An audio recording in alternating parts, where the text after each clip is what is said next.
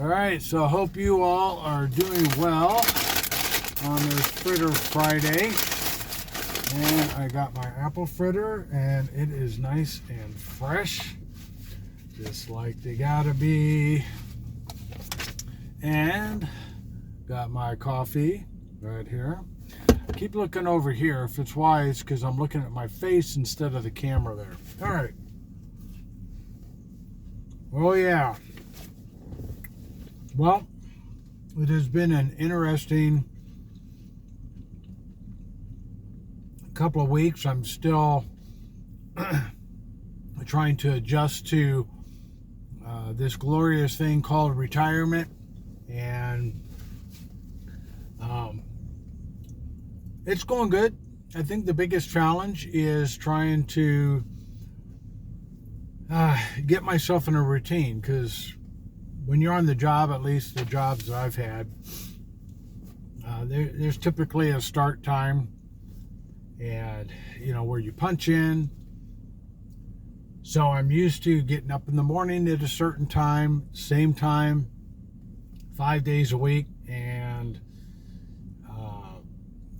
have the same morning routine as far as sitting with my wife, drinking my coffee, and then going off to work, punching the clock, doing my job, then coming home. So that is not the case anymore. Now I get up with my wife a little bit later than I used to, but not too much later. So we get up, and she's still working. She works remotely, and so she's at home. We will all sit there and drink coffee, and then she'll go do her thing, and I'll go do my thing. But it is so easy to see every day as a Saturday. Sunday's an exception, go to church and all that, but man, Monday through Saturday, it's all Saturday.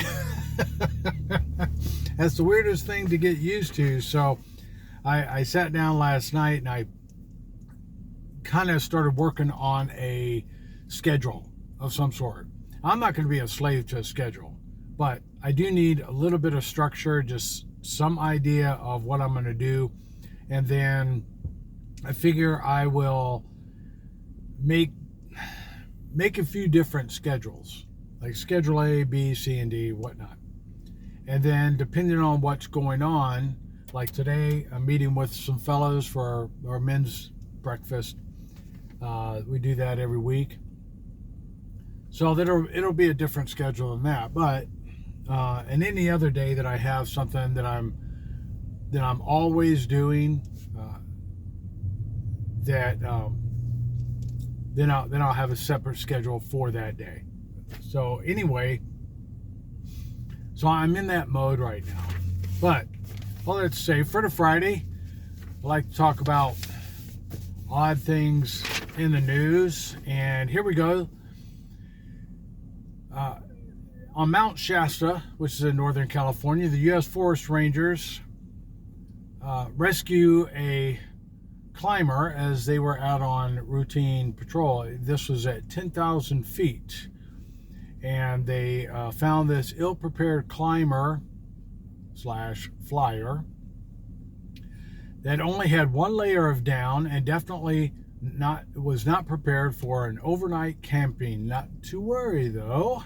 The Rangers were able to make a quick descent to warmer elevations, and finding a nice pond, they let the goose loose.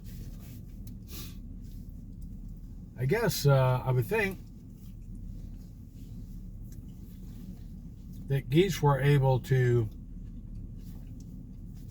navigate or survive in some kind of cold. I mean, but anyway, interesting.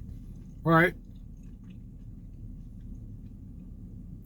One Michigan woman received a generous reward for participating in one of those beloved white elephant gift exchanges. Don't you just love them, right? Never know what you're going to find. You know, those Christmas parties where you're supposed to find the most worthless, and better yet, the oddest item around your house to bless someone with. Well, this woman received a lottery scratch-off ticket that ended up raking in a cool $500,000. I bet that won't be in the gift exchange next year.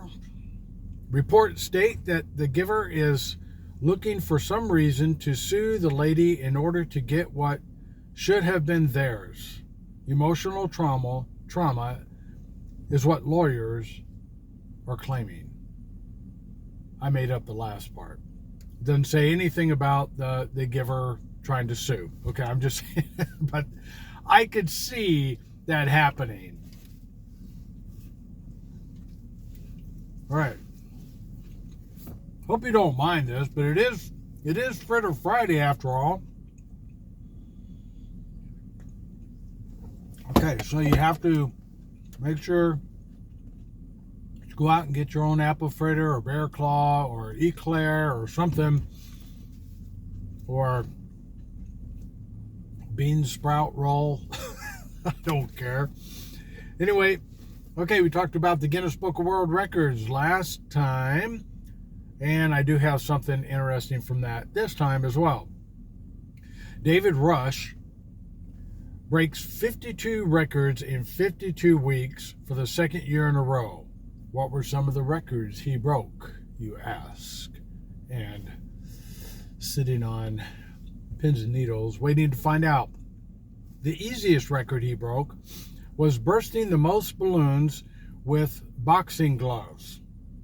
The number to beat was 72. He smashed that record with 327. Awesome dude. All right, the most painful. The fastest time drinking 1 liter of lime juice through a straw.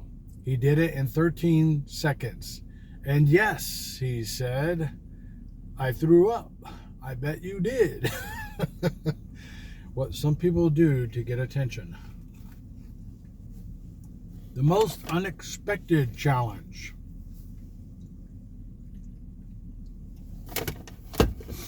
Blowing a playing card 33 feet and 4.78 inches.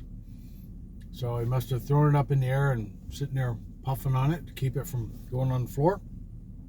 The most satisfying. I would hope that he would do something that was kind of satisfying.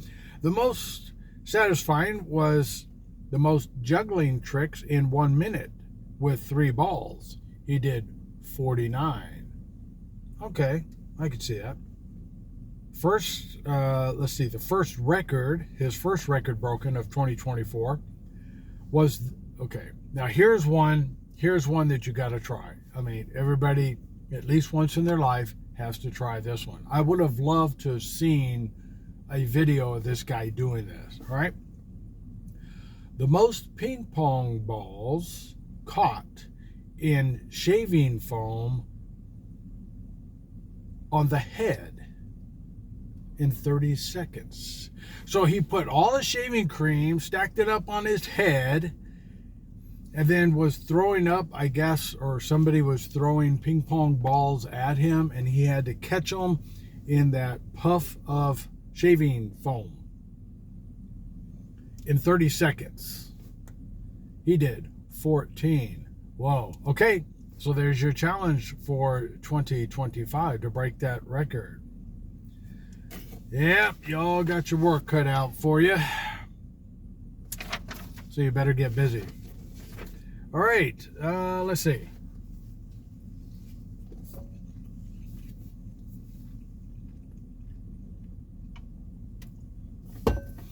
Here's something else I found.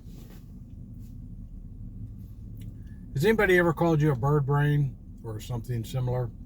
Well, it turns out that may not be a bad thing, because these bird studiers, or anyway,